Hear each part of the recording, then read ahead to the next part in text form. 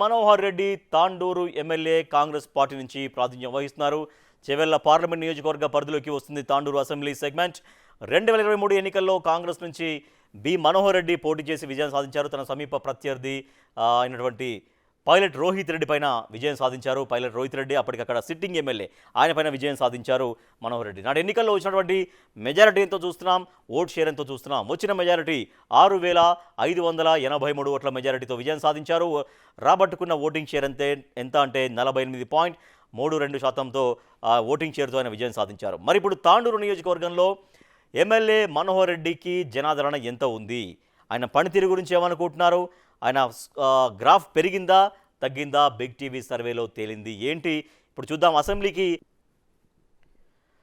అభివృద్ధి పనులతో జనంలో పాజిటివ్ ఇమేజ్, ఎలాంటి అవినీతి ఆరోపణలు లేకపోవడం, తర్వాత జనం సమస్యలకు వెంటనే పరిష్కారాలు చూపే ప్రయత్నం సాగడం అనేది ప్లస్ పాయింట్స్గా కనిపిస్తున్నాయి. నెక్స్ట్, అసెంబ్లీలో సెగ్మెంట్ సమస్యల ప్రస్తావన సాగుతోంది.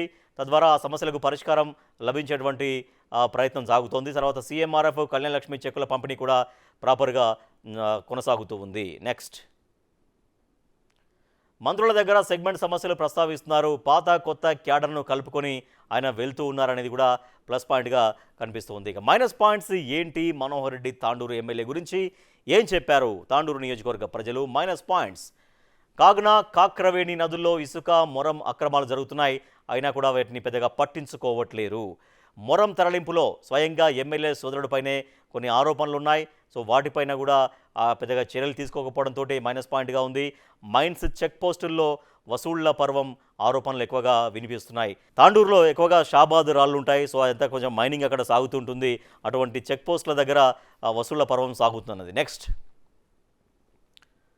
ఓ యువనేత ఫామ్ హౌస్కు సీసీ రోడ్డు మంజూరు చేయడం, తర్వాత వరద నీటితో తాండూరులోని పలు కాలనీలు మునుగుతూ ఉన్నాయి వరద వచ్చినప్పుడు. సో వాటి గురించి పెద్దగా చర్యలు తీసుకోకపోవడం ఒకటి. అలాగే వరద వెళ్ళే చిలుకవాగు కబ్జాలకు గురవుతుంది.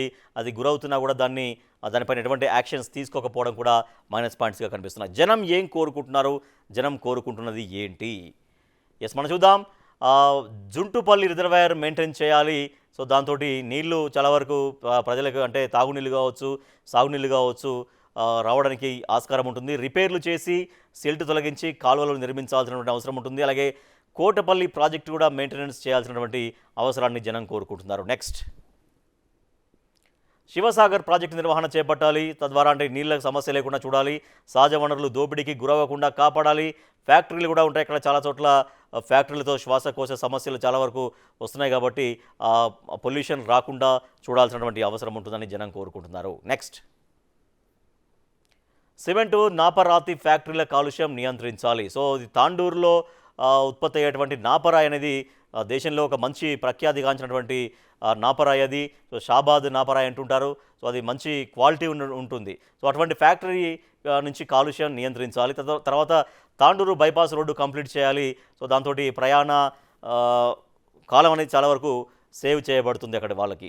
తాండూరు ఫ్లైఓవర్ త్వరగా పూర్తి చేయాలి. అది కూడా ప్రజలకు ఇబ్బంది లేకుండా ట్రాఫిక్ సమస్యను చాలా వరకు అధిగమించడానికి అవకాశం ఉంటుంది. నెక్స్ట్,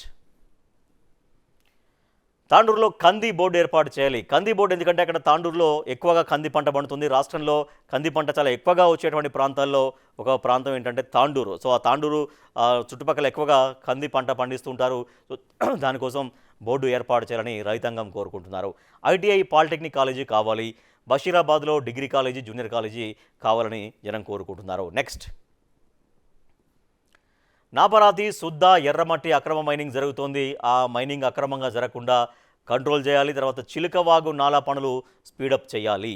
నెక్స్ట్, మనం చూసాం మనోహర్ రెడ్డి, తాండూరు ఎమ్మెల్యే మనోహర్ రెడ్డి గురించి ప్లస్ పాయింట్స్ ఏంటో చూసాం, మైనస్ పాయింట్స్ ఏంటో చూసాం, జనం ఏం కోరుకుంటున్నారు తాండూరు నియోజకవర్గ ప్రజలను చూసాం. సో మరి బిగ్ టీవీ సర్వేలో ఎటువంటి రిజల్ట్ వచ్చిందో చూద్దాం. రిజల్ట్ చూస్తున్నాం. స్కోర్ అనుకూలం 46%, వ్యతిరేకం 26%, తటస్థం 28%.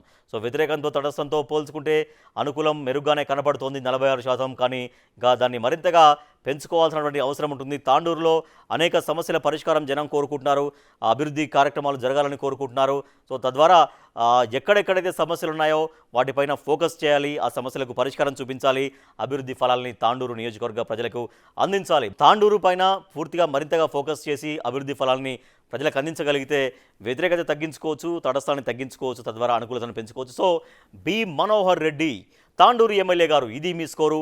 బిగ్ టీవీ సమగ్రంగా చేసినటువంటి సర్వేలో మీ నియోజకవర్గ ప్రజలు చెప్పినటువంటి ఫీడ్బ్యాక్ ఆధారంగా బిగ్ టీవీ మీకు ఇస్తున్న స్కోర్ ఎంత అంటే 46%.